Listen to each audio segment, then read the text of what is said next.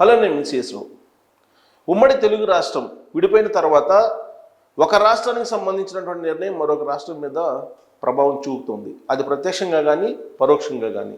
ప్రత్యేకించి ఇప్పుడు తాజాగా వచ్చినటువంటి డేటా ప్రకారం మద్యం అమ్మకాలను పరిశీలిస్తే కనుక చంద్రబాబు నాయుడు గారు తీసుకున్నటువంటి నిర్ణయం కారణంగా కేవలం 3 నెలల్లో తెలంగాణలో 1100 కోట్ల రూపాయల నష్టం జరిగింది మద్యం అమ్మకాల రూపంలో. ఆ 1100 కోట్ల రూపాయలు ఎక్కడికి వెళ్ళాయి అంటే ఆంధ్రప్రదేశ్కి వెళ్ళాయి అని చెప్పి ఇప్పుడు తాజాగా లెక్కలు చెప్తూ ఉన్నారు. అది ఎలా వెళ్తాయని చెప్పి మీరు అనుకోవచ్చు. గత ప్రభుత్వం జగన్మోహన్ రెడ్డి గారు ఉన్నప్పుడు ఆంధ్రప్రదేశ్లో మద్య నిషేధాన్ని ప్రకటించారు. ఆయన ప్రకటించిన తర్వాత ఆయన సొంతగా బ్రాండ్లను తయారు చేయడం, సొంత బ్రాండ్లని సరఫరా చేయటం, సొంత బ్రాండ్లని విక్రయించడం జరిగింది. దాంట్లో ఒక పెద్ద కుంభకోణం జరిగిందని కూడా ఇప్పుడు చంద్రబాబు నాయుడు గారు చెప్తూ ఉన్నారు. ఆ కుంభకోణాన్ని పక్కన పెడితే ఆంధ్రప్రదేశ్లో సొంత బ్రాండ్లని అమ్మడం మొదలుపెట్టిన తర్వాత విదేశీ బ్రాండ్స్ని కానీ లేదా దేశీయంగా ఉండేటువంటి కొన్ని బ్రాండ్స్ని కానీ రద్దు చేశారు, అసలు రాకుండా చేశారు మార్కెట్లోకి జగన్మోహన్ రెడ్డి గారు. కేవలం ఆంధ్రప్రదేశ్ డిస్టిలరీలు ఏవైతే ఉన్నాయో ఆ డిస్టిలరీస్లో తయారయ్యేటువంటి మద్యాన్ని మాత్రమే అమ్మకానికి ఆయన అనుమతులు ఇచ్చారు. అది కూడా అక్కడ జగన్మోహన్ రెడ్డి గారికి దగ్గరగా ఉండేటువంటి వాళ్ళు, జగన్మోహన్ రెడ్డి గారికి బినామీలుగా ఉండేటువంటి వాళ్ళ డిస్టిలరీస్ నుంచే కొనుగోలు చేసి సరఫరా చేసి విక్రయించారు అనేది ఇప్పుడు ప్రభుత్వం చెప్తోంది. పైగా కసిరెడ్డి రాజశేఖర్ రెడ్డి ఆధ్వర్యంలో ఇదంతా జరిగింది. దాదాపుగా 30,000 కోట్ల రూపాయలు కుంభకోణం జరిగిందని చెప్పి లెక్కలు చెప్తూ ఉన్నారు. 7 అంచెల్లో ఏ విధంగా దోచుకున్నారు అనేది కూడా లెక్కలు చెప్తూ ఉన్నారు.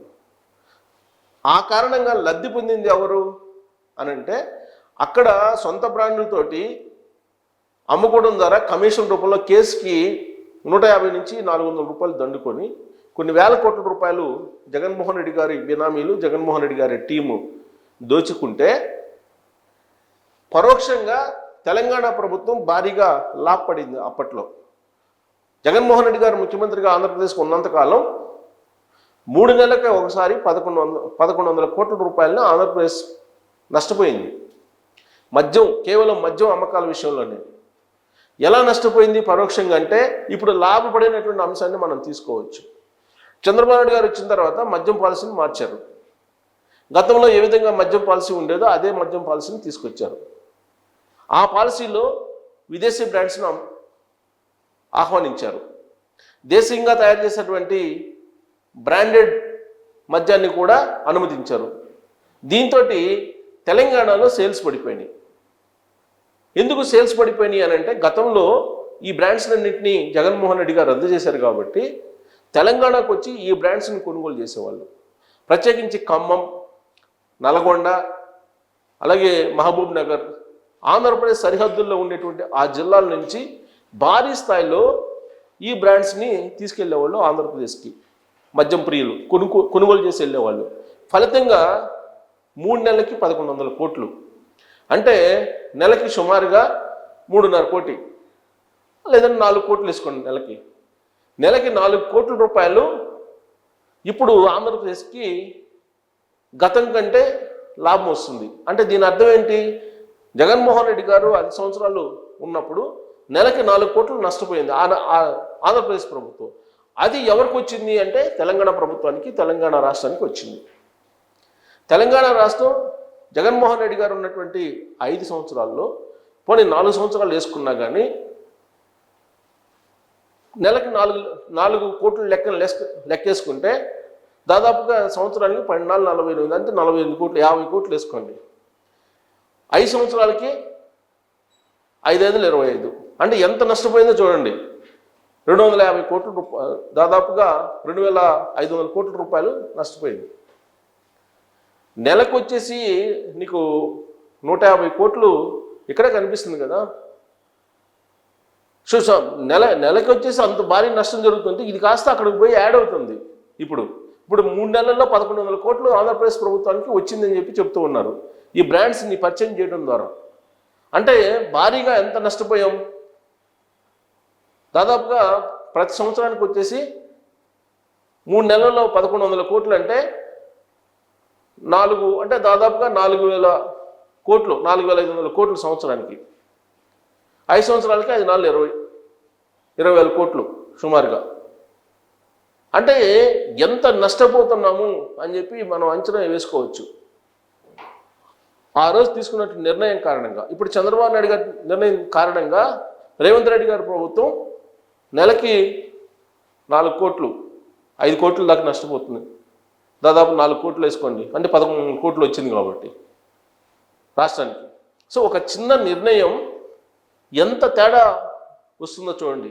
అది కూడా ఉమ్మడి ఆంధ్రప్రదేశ్కి సంబంధించిన రాష్ట్రాలు, తెలంగాణ కానీ ఆంధ్రప్రదేశ్ కానీ. రాష్ట్రం విడిపోయిన తర్వాత ఇలా ప్రతి అంశంలో కూడా ప్రభుత్వాలు తీసుకున్నటువంటి నిర్ణయాల మీద ఆధారపడి ఉంటాయి.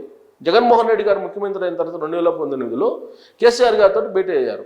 ఇక్కడికి వచ్చిన తర్వాత విభజన చట్టం ప్రకారం 9-10 షెడ్యూల్లో ఉన్నటువంటి ఆస్తులను తీసుకోవాలి, ఆంధ్రప్రదేశ్కి ఇవ్వాలి, ఆంధ్రప్రదేశ్ రాష్ట్రానికి ఇవ్వాలి జనాభా ప్రాతిపదికన. అప్పుడు 60:40 అలా ఇచ్చారు. సో కాబట్టి ఆస్తులు ఆంధ్రప్రదేశ్ ప్రభుత్వానికి ఇవాళ కూడా తెలంగాణ రాష్ట్రంలో ఉన్నాయి. వాటిని తీసుకోవాల్సినటువంటి జగన్మోహన్ రెడ్డి గారు ఫస్ట్ మీటింగ్లోనే తెలంగాణ రాష్ట్ర ప్రభుత్వానికి, కేసీఆర్ గారికి అప్పట్లో సెక్రటరియట్ అలాగే అసెంబ్లీ 2 కూడా ఇచ్చేశారు. ఫస్ట్ మీటింగ్లోనే ఇచ్చేశారు. ఆ తర్వాత కాళేశ్వరానికి గ్రీన్ సిగ్నల్ ఇచ్చేశారు. ఇలా అనేకమైనటువంటి నిర్ణయాలు జగన్మోహన్ రెడ్డి కారణంగా కేసీఆర్ గారు లాభపడ్డారు. ఆ రోజున తెలంగాణ రాష్ట్రం లాభపడిందని చెప్పి కొంతమంది చెప్తూ ఉంటారు. అదేవిధంగా విద్యుత్తుకు సంబంధించి కూడా దాదాపుగా కొన్ని వేల కోట్ల రూపాయలు బకాయిలు ఉన్నాయి తెలంగాణ రాష్ట్రం ఆంధ్రప్రదేశ్కి. అవి రాబట్టుకునేటువంటి పరిస్థితిలో కూడా లేరు. సో ఇలా విభజన చట్టంలో ఉన్నటువంటి అనేక అంశాలు, చిక్కుముళ్ళు ఉన్నాయి. వీటిని పరిష్కరించుకోవడానికి 2 రాష్ట్ర ప్రభుత్వాలు కూడా కేంద్రం దగ్గర ఢిల్లీలో పంచాయతీ పెడుతూ ఉన్నాయి. ఇదంతా ఒక ఎత్తు అయితే, తీసుకుంటున్నటువంటి నిర్ణయాలు కొన్ని నిర్ణయాలు ఏవైతే ఉన్నాయో అటు విద్యాపరంగా కానీ లేదా ఈ మద్యం విషయంలో కానీ ఏ నిర్ణయం తీసుకున్నప్పటికీ కూడా ప్రత్యక్షంగా పరోక్షంగా పరస్పరం ఆ రాష్ట్రం మీద ఈ రాష్ట్రం మీద పడేటువంటి అవకాశం ఉంది. సో అందుకే ఇప్పుడు మద్యానికి సంబంధించిన నిర్ణయాలు తీసుకుంటే మొన్నటి వరకు విద్యాశాఖకు సంబంధించి కూడా ఇలాంటివే జరిగినాయి. అసలు తెలంగాణలో మీకు అంబేద్కర్ యూనివర్సిటీలో రిజర్వేషన్లు అంటే ఆ కోటా ఇవ్వము, ఆంధ్రప్రదేశ్కి స్థానికత లేదు అని చెప్పి ఆల్రెడీ రిజెక్ట్ చేశారు. దాని కారణంగా అనేక మంది ఆంధ్రప్రదేశ్కి సంబంధించినటువంటి విద్యార్థులు నష్టపోయారు. ఇలాంటివి చాలా ఉన్నాయి. అలా ఉన్నటువంటి వాటిలో ఒకటిదే ఇప్పుడు మద్య నిర్ణయం, మద్యానికి సంబంధించిన పాలసీ. చంద్రబాబు నాయుడు గారు తీసుకున్నటువంటి పాలసీ కారణంగా రేవంత్ రెడ్డి గారి ప్రభుత్వం 3 నెలల్లో 1100 కోట్లు నష్టపోయింది. అది బ్రాండ్స్. అదే జగన్మోహన్ రెడ్డి గారు సొంత బ్రాండ్స్, బూమ్ బూమ్ అని, ఆంధ్ర గోల్డ్ అని, ఇట్లా రకరకాల సొంత బ్రాండ్స్ పెట్టుకొని బ్రాండెడ్ మద్యాన్ని నిషేధించడం కారణంగా ఆ నిషేధం కాస్త ఇప్పుడు తెలంగాణ రాష్ట్రానికి అప్పట్లో ఉపయోగపడింది. ఈవెన్ మద్య నిషేధం అప్పుడు ఎన్టీ రామారావు గారు ఉన్నప్పుడు చేసినప్పుడు కూడా సరిహద్దుల్లో ఉండేటువంటి రాష్ట్రాలు లాభపడ్డాయి. అందుకే చంద్రబాబు నాయుడు గారు ముఖ్యమంత్రి అయిన తర్వాత అప్పుడు ఆంధ్రప్రదేశ్లో మళ్ళీ మద్య నిషేధాన్ని తీసేసి మద్యాన్ని కొత్త పాలసీ పెట్టి మద్యాన్ని ఫ్రీ చేసేసారు. అలాగే ఇప్పుడు కూడా మద్యం పాలసీని మార్చిన కారణంగా, ఇసుక పాలసీని మార్చిన కారణంగా పరోక్షంగా ఆంధ్రప్రదేశ్ లాభపడుతూ ఉంది, ప్రత్యక్షంగా దాని ప్రభావం తెలంగాణ మీద పడుతూ ఉంది. దాంట్లో ఒకటి ఇప్పుడు మద్యానికి సంబంధించినటువంటి పాలసీ. సో 3 నెలల్లో 1100 కోట్ల రూపాయలు లాభపడింది ఆంధ్రప్రదేశ్ అని అంటే అది చిన్న విషయం కాదు. రాబోయేటువంటి రోజుల్లో చంద్రబాబు గారిని తీసుకునేటువంటి నిర్ణయాలు ఇంకా ఆంధ్రప్రదేశ్కి లాభం చేకూరేలా ఉండే అవకాశం ఉంది అని చెప్పి అంటున్నారు. సో దాని మీద మీరు కామెంట్ చేయొచ్చు. Thank you.